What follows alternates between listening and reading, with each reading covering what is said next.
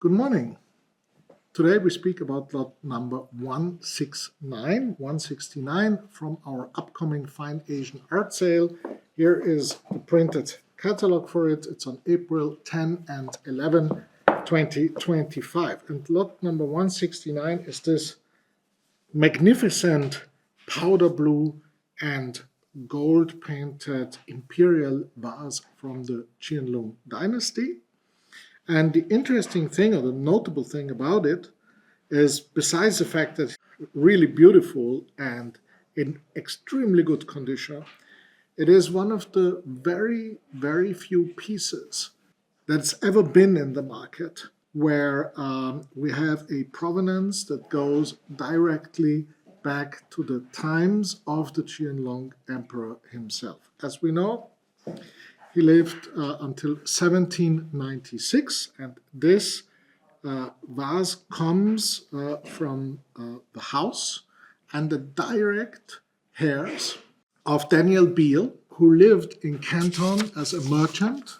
So Daniel Beale was in China from 1786 to 1797, exactly at the same time where the imperial porcelain workshops in Beijing were still active, and when the QIANLONG emperor was still alive.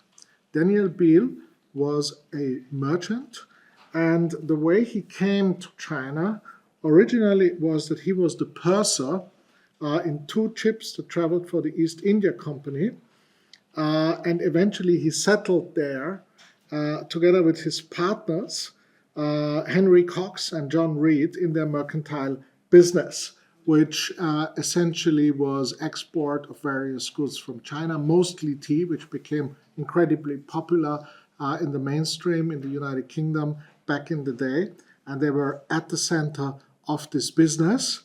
There is a record in the Parliament in London where Daniel Beale testified that he lived as a merchant in Canton from 1787 onwards. And that's the time when he acquired this piece and when he brought it home to England and put it in his country house, in Edmonton. A nice place, by the way. There's a beautiful painting from the 19th century that shows the place in the early stage of development. And it's still there. And that is where this vase came from. And members of the family have declared that this piece has been there since the time when Daniel Beale was still alive. So it has an over 225 years old provenance, which makes it truly one of a kind, or almost one of a kind. There's quite a few, though, that compare, of course. There's this one here, which was in Hong Kong, I think in Paris first, and then later again in Hong Kong, sold for 170,000 euros. This is the closest one. It's a bit more cluttered than this one. This is like really the,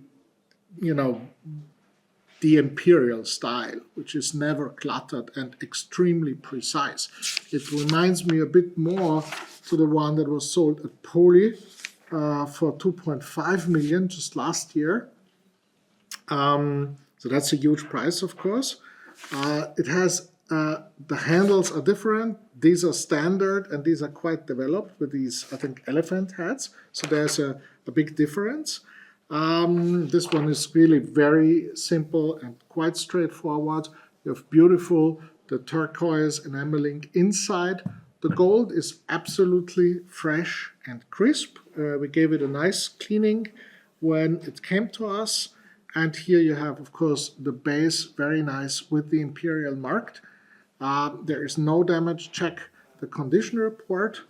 Then there is, of course, this pair here, which sold at Ozena. This is Jia.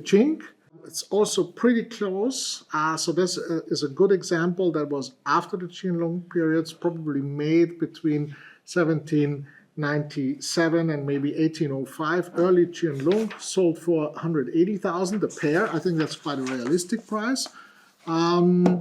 And the interesting thing is this one was probably made in the last decade of QIANLONG area. I don't think it was ancient when Daniel Beale acquired it. I think he bought it as a new piece, as a contemporary work of art, and it was kept in the family ever since.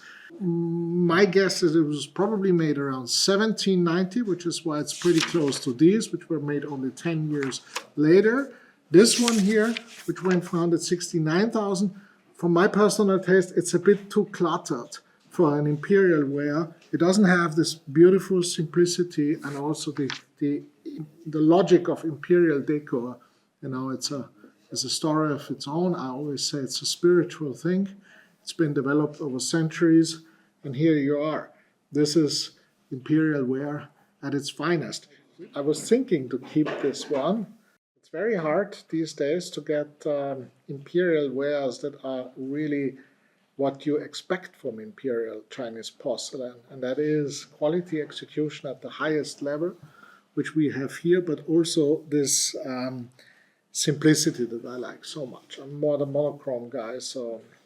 But this is like, it's literally monochrome. You have only gold and powder blue, but the execution is so fine, and it feels so good.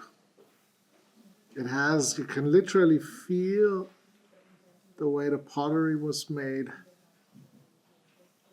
and everything is so smooth and so unctuous. So yeah, but it will be sold. Yeah, there's nothing we can do it. We put 20 to 40,000, which I think should do well. But you never know. Maybe you have a chance to acquire it for the starting price. There's no reserve on this one, 20,000 euros. Either way, it's your chance to get an imperial piece for a very good price if you're lucky. If you want it, good luck in bidding, and I'll see you at the auction.